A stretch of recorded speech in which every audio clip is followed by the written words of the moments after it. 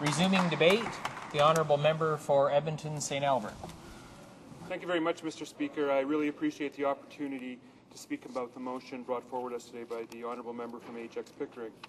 Mr. Speaker, I want to say at the outset that some of the statements that we have just heard from that Honourable Member only serve to reinforce many of the misconceptions about the security costs with regard to the upcoming G8 and G20 summits. They also serve to trivialize the very good work all of us can and will accomplish with our international partners through these important conferences.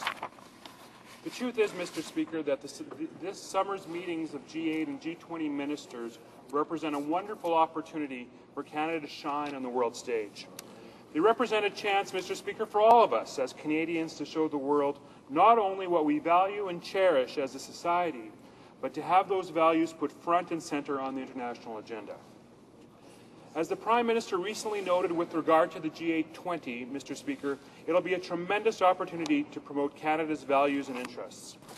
Moreover, it will be a tremendous opportunity to advocate for open markets and trade opportunities, to assist on global action against global warming, and to champion values like freedom, democracy, human rights, and the rule of law, values that are cherished by all Canadians, Mr. Speaker. On the G20 front, Canada as chair has an equally great opportunity to work with our partners to ensure we all honour the promises that were made at the G20 summit in Pittsburgh in order to ensure a complete economic recovery by developing credible plans to encourage long-term growth and prosperity. Mr. Speaker, the motion before us today, sponsored by the member from Ajax Pickering, essentially suggests that Canada should abandon these opportunities and turn our backs on our international partners. We're not prepared to do that, Mr. Speaker. It suggests that we should ignore the very pressing challenges all of us face and the chances which both summits present to work in a spirit of cooperation and collaboration to address those issues. I say that, Mr. Speaker, because the opportunity to lead on the world stage comes with an obligation to ensure that we can accomplish what we want to do. It comes with an obligation to ensure that security concerns and issues don't become the prime focus of either summit. That is what our government is committing to achieve. That is what the motion before us today clearly ignores. What we have before us today, Mr. Speaker, are unprecedented opportunities. Never before has Canada or any other country had the chance to chair and host back-to-back summits of global leaders. But with that comes the need for unprecedented security operations, which will likely represent the largest deployment of security personnel for a major event in Canadian history. It will surpass the Vancouver Olympics on this front. It will surpass the Pope's visit to Toronto, the APEC Summer in Vancouver in 1997, and even the very volatile Summit of the Americas in Quebec City. This is what I would like to turn my attention to over the next few minutes, Mr. Speaker. The cost of security is not money our government has arbitrarily decided to spend. This is a very important point. This is money that recognized security experts have told us that we have to spend. And the experts have been quite clear that hosting two major world summits could not be done on the cheap, as the motion before us today suggests that it can.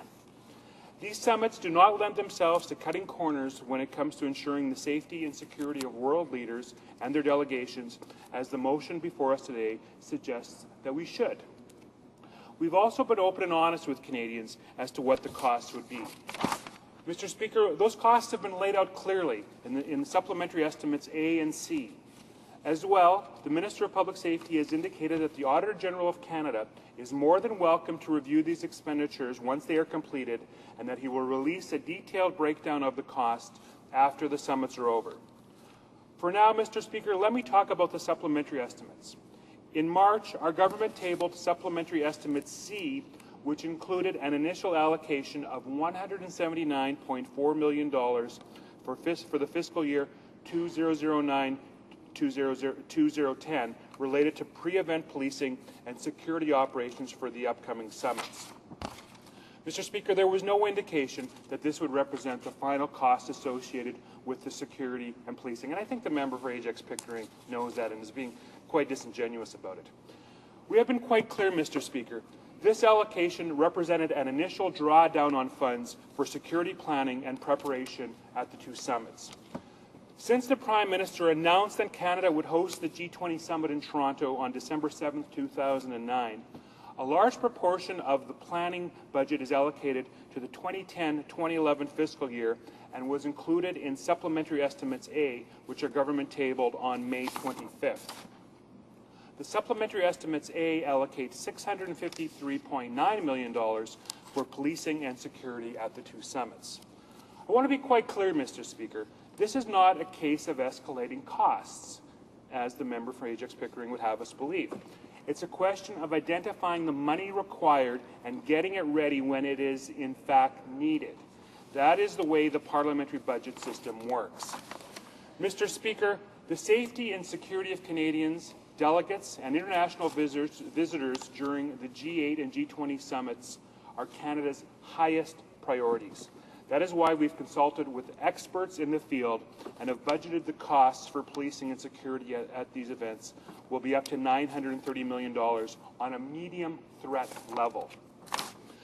Mr. Speaker, let me read to you a quote from John Curtin, the director of the University of Toronto's G8 research group, who has attended every G8 meeting since 1988.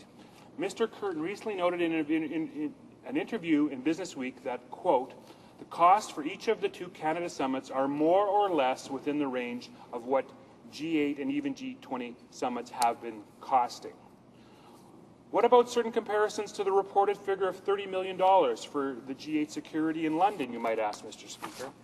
Again, let me read to you the comments of Bill Blair, Chief of the Toronto Police Service. Mr. Blair recently told the CBC that he found the $30 million quote for the G8 in London to be, quote-unquote, extraordinary, and that he was told that this figure represented merely the overtime costs for police officers. What he was told was that it certainly did not in any way represent the actual cost of providing security for the G8 that took place in that city.